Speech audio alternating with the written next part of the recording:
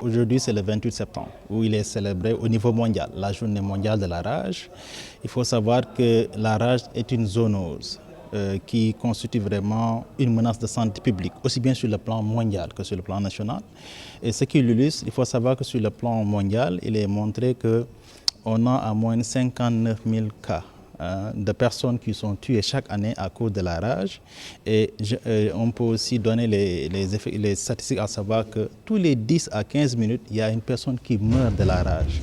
Je pense que ces aspects-là montrent un peu donc le poids de la maladie. Et il y a un aspect qu'il faut souligner, il faut savoir qu'avec la rage, une fois que la maladie est déclarée, elle conduit inéluctablement à la mort. À cela s'ajoute qu'au niveau national, ici au Sénégal, les cas de rage humain, donc, ce sont des cas plus ou moins sous-notifiés, mais ces cas sont estimés à moins à 165 cas par an. Et il faut savoir que la rage, elle est transmise donc souvent par des morsures.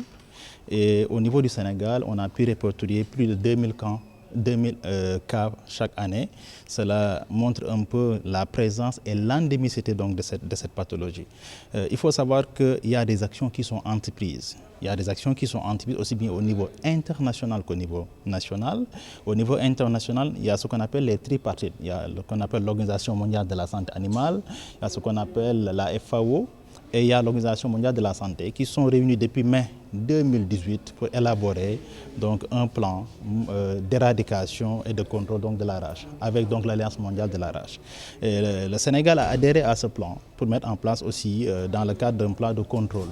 Il faut savoir que la prise en charge donc, de la rage est une prise en charge plus ou moins pluridisciplinaire, transversale, qui inclut donc, la santé humaine, la santé animale et la santé environnementale, d'où le concept One Health. C'est dans ce cadre que des suivis sont effectués et je peux vous dire qu'au niveau donc, du ministère de l'Élevage et des Productions animales, on a répertorié par exemple durant l'année 2023 51 cas de notification de suspicion de rage. Et des prélèvements ont été effectués, on a eu à faire 28 prélèvements et sur les 28 prélèvements, les 22 cas prélèvements sont revenus positifs pour vous montrer que nous avons la présence de cette maladie aussi bien chez les chiens, les bovins et les moutons. Pour revenir au niveau de la région de Ziguinchor, il faut savoir que dans le cadre de la lutte contre la rage, il y a plusieurs actions qu'il faut mettre en place. Parmi ces actions, je peux citer donc, le contrôle de la population canine. Quand je parle du contrôle de la population canine, il s'agit de l'abattage des chiens errants qui n'ont pas de propriétaire.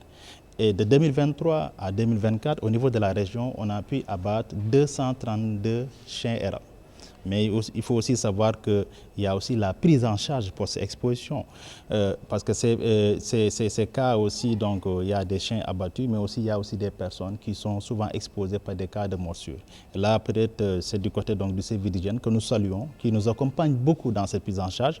Parce qu'une fois que la personne est mordue, cette personne doit se rendre au niveau du service d'hygiène pour prendre ce qu'on appelle donc, le traitement post-exposition. Donc les chiens continuent à être abattus. Donc c'est vrai que là, nous saluons et nous demandons aussi l'accompagnement de la mairie parce que c'est la mairie qui doit nous aider dans le cadre de ce contrôle de la population canine.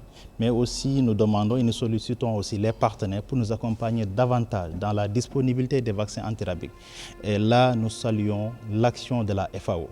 Je pense que l'État du Sénégal, particulièrement le ministère de l'Agriculture, de la Souveraineté alimentaire et de l'Élevage, a un partenaire clé, à savoir la FAO, qui nous accompagne dans toutes nos missions régaliennes, particulièrement en ce qui concerne les missions donc, par rapport aux maladies zoonotiques et particulièrement à la rage. Je pense que la célébration de cette journée en est un exemple qui montre que la FAO nous accompagne. Je pense qu'aujourd'hui même, nous allons recevoir des vaccins pour la vaccination du personnel de l'élevage parce que nous sommes très exposés en contact avec les animaux, mais aussi la vaccination des chiens donc, domestiques qui constituent aussi un des moyens de lutte par rapport à cette maladie zoonotique.